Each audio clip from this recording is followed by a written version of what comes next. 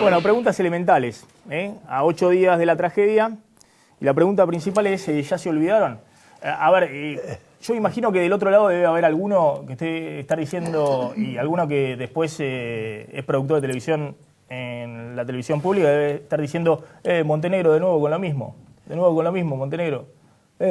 8 días de la tragedia. Y ¿de qué vamos a empezar a hablar? ¿Empezamos del primer momento con la reforma judicial? No, queremos hablar de esto. Después vamos a hablar de la reforma judicial, que también es muy importante, pero vamos a empezar a hablar de esto. Permiso. Está Eduardo Amadeo, está Gerardo Milman, está Sergio Abrevaya, que es presidente del Consejo Económico y Social de la ciudad, de la coalición cívica de la ciudad de Buenos Aires. Está Daniel Arroyo, que es ex viceministro de Desarrollo Social y uno de los máximos expertos en políticas sociales. Con él quiero hablar un poquito después de cómo se hace la coordinación, porque se conoce mucho de coordinar para llevar adelante políticas sociales exitosas. Lo que no sabemos, evidentemente, nada es de cómo hacer para coordinar, para prevenir desastres de estas características. Maxi, Eduardo Amadeo. Un comentario respecto al tema de la dirigencia política. Milman y yo no tendríamos que estar esta noche acá porque tendríamos que estar en el Congreso, porque había una sesión donde íbamos a preguntar todo esto, íbamos a discutir todo esto e íbamos a presentar una enorme cantidad de propuestas para tratar de ayudar a que esto no se repita. Sin embargo, el oficialismo, que es una parte de la dirigencia política, levantó la sesión porque no se quiere bancar la discusión. O sea, cambiaron el eje, fueron a la reforma, que es importantísima, pero impidieron que el Congreso, que es el espacio donde estas cosas se tienen que discutir, se discutiera. El tipo de cosas que el gobierno debería haber explicado es por qué, si en el año 99 se creó el CIFEM, el Sistema Federal de Emergencias, ese sistema languideció caminando por el Ejecutivo y tiene cada vez menos presupuesto. Le bajaron el presupuesto 130 millones entre el 2010 y el 2013. Tendrían que explicar por qué sacaron plata de recursos hídricos para ponerlo a Tecnópolis, 16 millones de pesos. Tendría que explicar el gobierno por qué el señor Berni, en lugar de ejercer el lugar de comando que tiene que tener un militar, estaba subido arriba de un bote en lugar de ordenar lo que tendrían que... Sí, igualmente voy a decir algo de Berni, ¿no? Fue el único que desde el primer momento estuvo ahí, y de un lado para el otro, y los 3, 4 días estuvo ahí. No es cierto. No lo conozco ni siquiera personalmente, a Berni, pero fue el único que estuvo ahí todo el tiempo. Pero los otros dudaban y evaluaban, che, ¿vamos o no vamos? ¿Vamos o no vamos? ¿Ponemos la cara o no ponemos la cara? Desde el primer momento estuvo Berni. Pero un sistema federal de ayuda tiene que tener una visión integradora, que nosotros vimos en la televisión que no estaba. Entonces, obviamente, 400 milímetros en 2 horas es un volumen de agua inmanejable, 4 metros de agua por metro cuadrado. Ahora, ¿por qué no se hizo el Arroyo del Gato? Pero peor aún, ¿por qué se ha gastado tanto dinero en publicidad oficial, en aerolíneas, en subsidios, cuando tener 12.000 viviendas, que son las 12.000 viviendas ranchos de La Plata, hubiera costado 2.600 millones de pesos? Nada. El entubamiento de Arroyo del Gato hubiera costado 1.000 millones de pesos. Nada con respecto a la publicidad oficial. Las obras complementarias costaban 300 millones de pesos.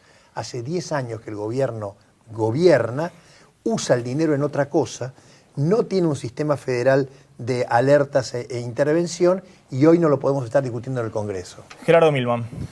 Bueno, la verdad que hay varias responsabilidades acá. Hay unas gravísimas del intendente Bruera, la verdad es que, primero, haber utilizado la mentira como mecanismo de acción política. Eso, lo que ha hecho el intendente Bruera, no tiene explicación posible. Segundo es, la Suprema Corte de la Provincia de Buenos Aires obligó al Consejo Deliberante de La Plata a cambiar un código de ordenamiento de planeamiento urbano, porque había un negocio inmobiliario en La Plata que permitía que no drenara como debía drenar el agua, así que también. Pero además hubo un abandono de personas, porque si yo tengo un censo en zonas inundables y sé que hay personas de edad avanzada que viven solas, lo que tiene que hacer la municipalidad es ir a rescatarlas. Se podrán perder los televisores, las heladeras, lo que no se pueden perder son vidas. Te doy un ejemplo, Maxi. La Municipalidad de La Plata tiene distintas unidades que son repartición de la municipalidad a lo largo de la ciudad. Y hay una en el barrio Villa Elvira, en 7 y 82, los que conocen La Plata saben dónde queda. Digamos, estaba cerrada. El día del desastre estaba cerrada, de manera tal que la municipalidad no podía resolver ninguna cuestión. Después hay otras responsabilidades concurrentes. Hoy tenemos, el Ministerio del Interior tiene una Dirección Nacional de Defensa Civil. Berni estaba ahí. por una cuestión de una decisión política interna del partido que gobierna, digamos, porque no tenía que estar ni el señor Larroque, el diputado Larroque, ni el señor Berni, sino los funcionarios que están supuestamente preparados, que tienen presupuesto. ¿Alguien sabe el nombre del director nacional de Defensa Civil? ¿Alguien lo vio? El ministro Randazzo, que es el responsable. Él tenía que estar, no tenía que estar en la Facultad de Periodismo. ¿Qué tiene que ver la Facultad de Periodismo? Digamos, se estableció un comando en la Facultad de Periodismo, digamos. Había un mensaje político. Cuando la presidenta va a La Plata, va con el señor Larroque. Cuando va a la ciudad de Buenos Aires, va con el presidente del bloque de diputados del Frente para la Victoria de la ciudad. Lo que está haciendo es política. No se estableció un comité de crisis, digamos. Es un comité de campaña. Y esto es lo que ocurrió. En La Plata hubo una guerra política. Había barricadas puestas por los punteros de Bruera para que la gente de la colina, que responde a Alicia Kirchner, no pasara, para que en definitiva los chicos de la Cámpora también, que se ponían la camiseta para decir acá estoy, porque si no nadie se daba cuenta de qué agrupación eran, necesitaban identificarse, porque no son gente del lugar, digamos, iban a ir y se pelearon entre ellos, terminaron en los tiros en muchos casos. A ver, le voy a preguntar a Sergio Abrevaya. Hoy Macri anunció que hay una alerta moderada de tormenta en la ciudad. Al parecer dicen los meteorólogos que no van a ser demasiado importante, pero claro, nadie hoy puede pronosticar algo con cierta exactitud. Entonces anunció que va a haber todo un sistema de emergencia esta noche sobre la ciudad de Buenos Aires. ¿Se está reorganizando eso en la ciudad de Buenos Aires a partir de lo que sucedió hace 8 días? El gobierno dice que sí, pero acá hubo por lo menos 5 tragedias en la ciudad de Buenos Aires a lo largo de los años que te obligaban a aprender que la coordinación tras la tragedia es una política pública de fondo, tanto como prever la inundación. Coordinar en la tragedia es fundamental, es salvar vidas. Lo aprendimos en desastres como Embajada de Israel, AMIA, y lo aprendimos en inundaciones, o no lo aprendimos, digamos. Parte del problema en la ciudad de Buenos Aires tuvo que ver con la dificultad para registrar lo que estaba pasando y ayudar. En La Plata ni hablar, digamos, sobre el desastre universal. Y esa es la contracara de otra política en general, que yo creo que es como si hubiesen evacuado de los parlamentos las políticas públicas de fondo en los últimos 10 años o más, las políticas públicas de fondo. No es solamente que hagas la obra del Maldonado, es también parar una cantidad de construcciones en la ciudad de Buenos Aires, es decir, reformar el Código del Planeamiento. Y además, sobre todo, que esto lo tendría que hacer el Congreso Nacional, es mirar la ciudad y el conurbano como una región. Basura, transporte e inundaciones no se pueden tratar por separado. Es más, tendría que llegar a La Plata, claramente. Pero si no tenemos una política en ese sentido, no hay manera de resolver el agua. Bueno, por eso yo decía, es muy importante el tema de la reforma judicial, un proyecto que Cristina había anunciado el 1 de marzo. Pero a mí me parece un poco inoportuno discutirlo ahora. Pero te digo más, rompe, ¿cómo es posible? Si se quiere una tregua no duró ni una semana la tregua. Hay que reflexionar en caliente. La tregua donde Macri, Scioli y la presidenta se ponían a discutir, bueno, lo que había pasado, coordinaban tareas, por lo menos la reunión Scioli y Cristina, que no se hablaban hace 2 meses. Sí, increíble. Parecía eso. Bueno, hoy están todos de nuevo, posible que todos contra todos. Hoy en el Senado tuviste un despacho en justicia y no tuviste sesión por el tema de inundaciones. Eso te muestra cómo funciona la política en la Argentina. Diputados tampoco. Lo único que tenés que tratar en esta etapa son proyectos para resolver el tema inundaciones. Yo digo, además, lo tendrías que tratar como región metropolitana. De acuerdo. Y es más, tendrías que tratar otras políticas, si no vamos a terminar teniendo un cuarto cordón.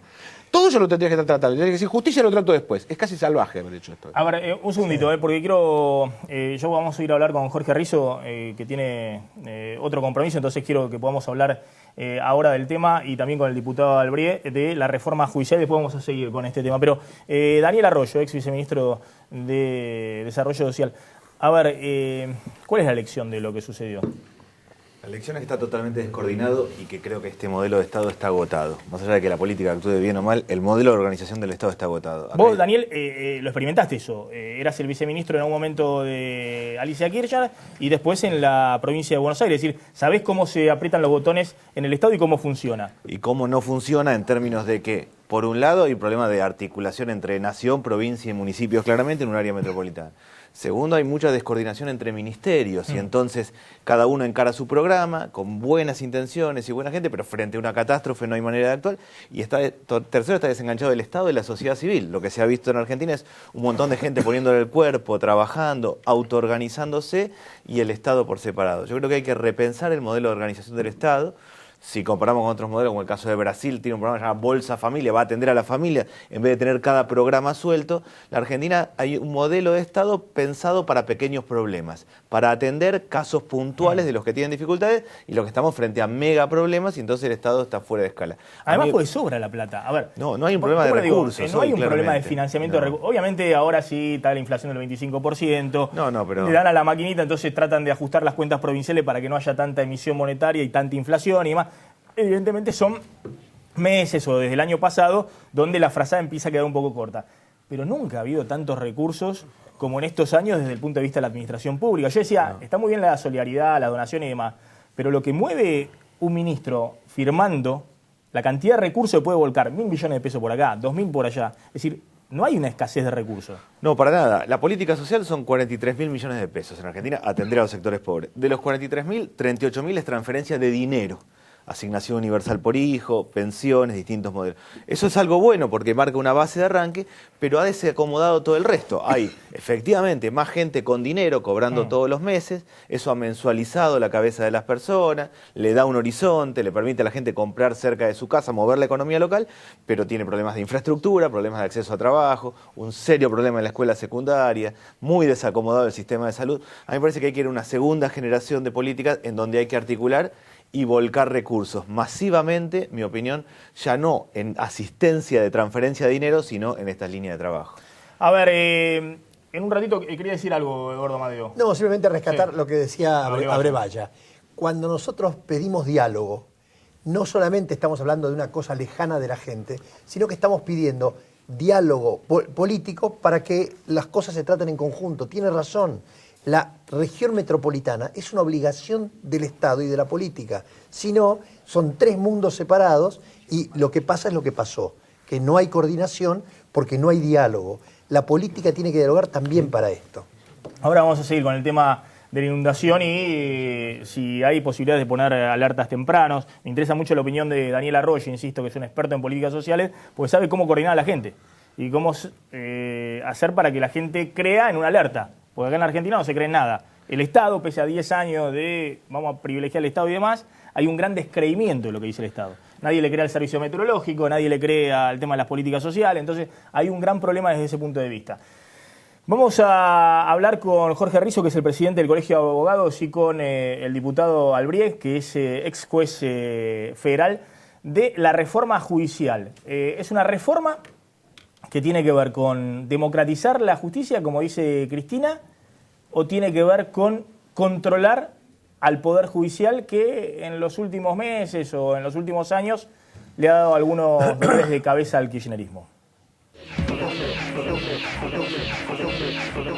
Después del temporal volvieron las peleas. El gobierno nacional quiere aprobar en tiempo récord la reforma de la justicia.